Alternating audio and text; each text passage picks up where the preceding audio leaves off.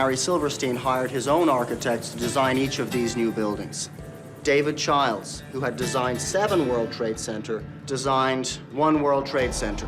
Norman Foster from the UK designed Tower 2. Richard Rogers, also of the UK, designed Tower 3. And the Japanese architect Fumiko Maki designed Tower 4. These are 3 Pritzker Prize-winning architects, each designing world-class buildings at the new World Trade Center. What we instructed our architects to do was to design each of these buildings in a manner that was reflective of their design attitudes and to recognize the massive loss of life that transpired. What we did in the process of creating the design was we brought all the architects and engineers from all over the world and asked them to work together here in 7 World Trade Center, overlooking the World Trade Center site. And that was a very unprecedented collaboration, and it really has borne fruit in terms of how great these designs are. Greenwich Street is being reintroduced through the center of the site. So there's a natural separation which creates a separate area for the Memorial Park, and across the street are the office buildings and the transportation facility and the Performing Arts Center.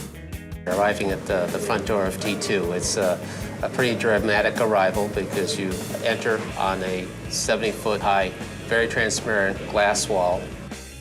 Whether you're coming in off the street or off the transportation network and entering through the transit lobby, you'd be coming out of the hustle and bustle that is typical of New York into a very warm yet very high-end space.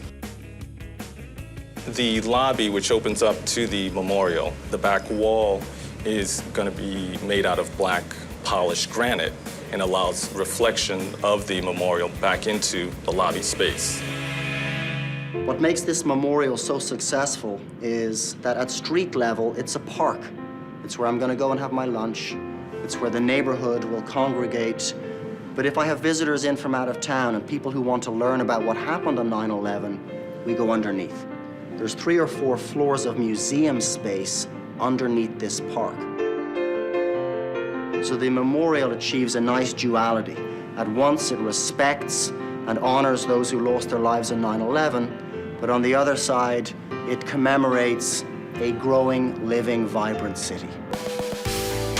Between Towers 2 and 3 is an incredible transportation hub designed by Santiago Calatrava, another world-class architect. What defines this site is the best mass transit available anywhere. It's extraordinary. You have the subway lines, the bus lines, the transits in New Jersey, and then, of course, everything down here is serviced by a multitude of ferries. So when you have mass transit of this quality, it becomes enormously attractive to business occupants. My hope, my prayer is that we'll all look back on this effort and be able to take great pride in knowing that what we did was to the best of our ability, was as a result of a massive cooperation and collaboration, and that the world looks at it with approval and sense of appreciation of what has transpired here.